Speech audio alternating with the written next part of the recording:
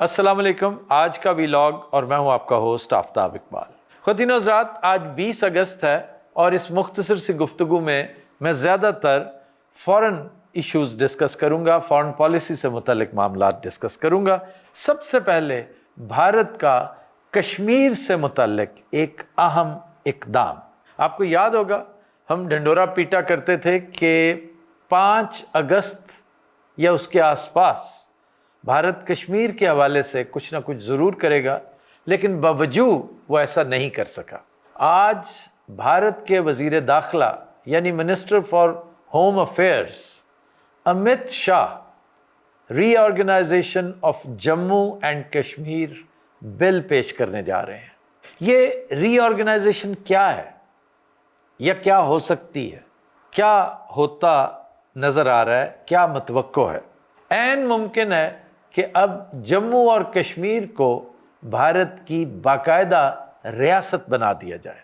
आप जानते हैं कि गिवन सर्कमस्टेंसेस में ना पाकिस्तान कश्मीर को अपना हिस्सा बना सकता है और ना ही भारत, लेकिन दोनों ने नीम खुद मुख्तार हैसियत यानी सेमी ऑटोनमस पोजीशन दे रखी है अपने अपने कश्मीर को, यानी जिसे वो पाकिस्तान ऑक्यूपाइड कश्मीर कहते हैं और जिसे हम इंडियन ऑक्यूपाइड कश्मीर कहते हैं। मैं थोड़ा सा बैकग्राउंडर पेश कर दूं कि इंडियन कॉन्स्टिट्यूशन के आर्टिकल 370 के तहत भारत ने कश्मीर को एक स्पेशल स्टेटस दे रखा था कि भी आप परचम भी अपना रख लें, आइन भी अपना बना लें, अपनी छोटी मोटी कानून साजी भी खुद कर लिया करें, डिफेंस और फॉरेन अफेयर्स वगैरह करेंसी शरेंसी पर तबाह आजमाई ना करें, बाकी सारे काम आप कर लिया करें। लेकिन फिर अगस्त 2019 में ये आर्टिकल रिवोक कर दिया गया और कश्मीर का स्पेशल स्टेटस ख़त्म कर दिया गया। अब जबकि भारत के हर तरह के अज़ाइम पूरी दुनिया पर ज़ाहिर हो चुके हैं, भारत ने ये इंतहाई सेंसिटिव इक़दाम किया है। मुझे जिस बात का अंदेशा है, जिन खदशात को मैं महसूस कर रहा हूँ, उनका ताल्लुक़ पाकिस्तानी कश्मीर के साथ है कि ऐन मुमकिन है भारत आज ये कह दे कि जनाब पूरे का पूरा कश्मीर हमारा है, जिसमें पाकिस्तान ऑक्यूपाइड कश्मीर भी शामिल है, गिलगित बल्तिस्तान भी शामिल है। अब अगर ऐसा होता है, जो कि भारत जैसे मुल्क से बईद नहीं है, स्पेशली जब उसका हुक्मरान टोला वो है जो इस वक्त मदारुल मआम है, अगर ऐसा होता है तो उसका एक मतलब तो सीधा सीधा ये है कि यूएन को बालाए ताक रखते हुए, यूएन को इग्नोर करते हुए, बल्कि रिजेक्ट करते हुए भारत ने अपनी हैसियत से तजावुज़ किया है।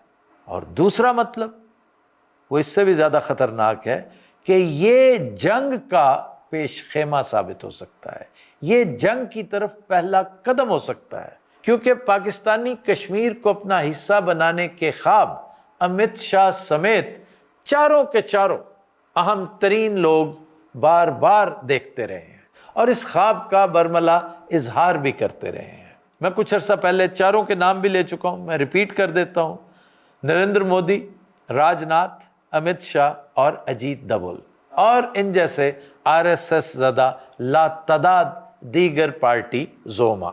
बहुत से ऐसे हैं जिन्होंने अपनी ज़िंदगी का मकसद ही यही बना रखा है, जबकि ये चार अहबाब जिनका तज़किरा किया है वो एक ग्रेटर गेम के पीछे हैं, ये उसका एक छोटा सा हिस्सा है। अब देखना ही होगा कि अगर ऐसा होता है तो इस पर हम किस तरह रिएक्ट करते हैं।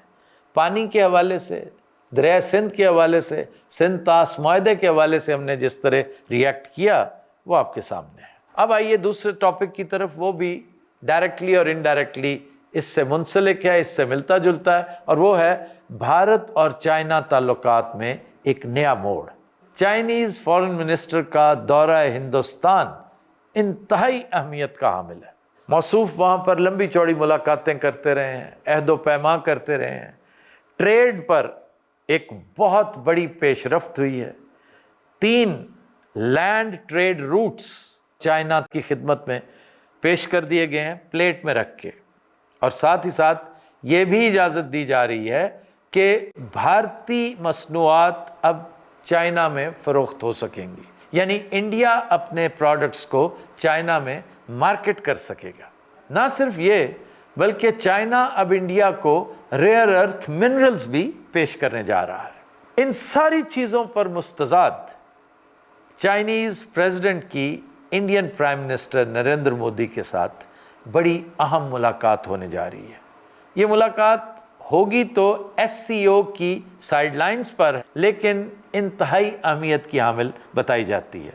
SCO के बारे में आप जानते हैं, शंघाई कोऑपरेशन ऑर्गेनाइजेशन की बड़ी अहम बैठक अनकरीब चाइना में होने वाली है। इस सारी पेशरफ्त का तज़किरा करना भी इसलिए ज़रूरी था कि देखना यह है कि पाकिस्तान इस पे किस तरह रिएक्ट करता है, या पाकिस्तान इन मामलात को किस नज़र से देख रहा है, और ख़तरात के पेश नज़र, बहुत से मामलात के पेश नज़र होने वाली बाज़ नापसंदीदा डेवलपमेंट्स का सद्देबाब किस तरह करता है। अब आते हैं तीसरे टॉपिक की तरफ। मैंने कोशिश करनी है कि गिवन टाइम में ये तीनों टॉपिक्स डिस्कस कर लूँ और बेजा तवालत से इज्तनाब करूँ। तीसरा टॉपिक है जनाब अफ़गानिस्तान से मुतालिक। अफ़गानिस्तान का एक नाराज़ ग्रुप है जो गए वक्तों में हुकूमत का हिस्सा था, जिसमें नॉर्दर्न अलायंस भी शामिल था, दीगर लोग भी शामिल थे। ये आजकल इस्लामाबाद में एक अहम कॉन्फ्रेंस कर रहा है। अब इस्लामाबाद में अगर ये कॉन्फ्रेंस कर रहा है तो ज़ाहिर है किसी की इन्विटेशन पे आया होगा, वरना इस कॉन्फ्रेंस के लिए कोई और वेन्यू भी सिलेक्ट किया जा सकता था। पाकिस्तानी हुक्मरानों से पूछा गया तो वो कहते हैं कि जी इससे हमारा कोई ताल्लुक़ नहीं, हमने इन्वाइट नहीं किया इन्हें, ये ऑन देयर ओन कर रहे हैं। मतलब यहाँ पे चूँकि आते जाते रहते हैं तो इसलिए ये कॉन्फ्रेंस भी खुद ही कर रहे हैं। पाकिस्तानी हुकूमत का ये मौक़िफ़ कि ये कॉन्फ्रेंस ये लोग ऑन देयर ओन कर रहे हैं और इसका हमारे साथ कोई ताल्लुक़ नहीं, ये खासा भोंडा है। दीगर बहुत सारी चीज़ों की तरह ये भी एक भोंडा मौक़िफ़ है, भोंडा स्टैंड है कि अगर वो ऑन देयर ओन यहाँ पे आए हैं तो वीज़ा उन्होंने क्या इथियोपिया से लिया था? वीज़ा आप ही से लिया ना, आप ही फैसिलिटेट कर रहे हैं उन्हें। फिर आपने वेन्यू भी उन्हें फराहम किया कि भी आएँ, कोई मसला कोई नहीं है, आप हमारे यहाँ बैठ के कॉन्फ्रेंस कर लें। आप जानते हैं कि ये डिसिडेंट ग्रुप है अफ़गानिस्तान का, इसका मुखालिफ धड़ा इस वक्त वहाँ पर इक़्तिदार में है, जो गए वक्तों में आपका दोस्त हुआ करता था और ये आपके हरीफ थे। यानी ये जब हुकूमत में थे उस वक्त आप तालिबान को सपोर्ट कर रहे थे, आज तालिबान हुकूमत में आए हैं तो आप इन्हें सपोर्ट कर रहे हैं। सुभान अल्लाह, क्या अरेंजमेंट है आपकी। बाज़ औक़ात महसूस होता है कि हमारे हुक्मरानों का दिमाग, दिल, गुर्दे और दीगर अज़ा सब गलत जगह पर है। यानी कोई चीज़ ऐसी नहीं जो अपनी सीधी और मुनासिब जगह पर मौजूद हो। लेकिन बकौल हसन निसार साहब के बात बहुत सादा है, लेकिन इतनी भी नहीं। असल में लगता यह है कि काबुल में बैठे हुक्मरान तालिबान को ये मैसेज दिया जा रहा है कि अगर तुम TTP को नकेल नहीं डालोगे, तुम उसे ब्राइडल नहीं करोगे, तुम उसे हमारे साथ खिलवाड़ करते देखकर खामोश बैठे रहोगे या कनाइव करते रहोगे, तो हम भी फिर जिस तरह बन पड़ा इस फेवर को रिटर्न करेंगे। मैं एक बार फिर गुजारिश करूंगा कि ये पॉलिसी भी नहायत फरसूदा और नहायत अहमकाना है।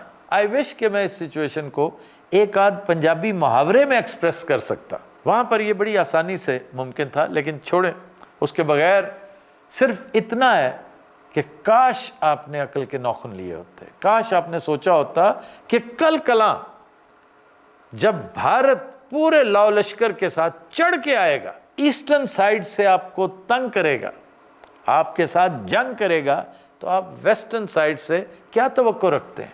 काबुल में बैठे हुए तालिबान हमारे साथ फिर क्या सलूक करेंगे? और इस सिचुएशन से फ़ायदा उठाती हुई TTP क्या क्या गुल खिलाएगी? हमने इस पर क्या एंटिसिपेट किया है, क्या पेशबंदी की है? अगर कुछ की है तो कौम को भी प्लीज़ आगाह कीजिए। आपसे मुलाकात होगी अगले व्लॉग में। अंटिल देन, अल्लाह हाफ़िज़।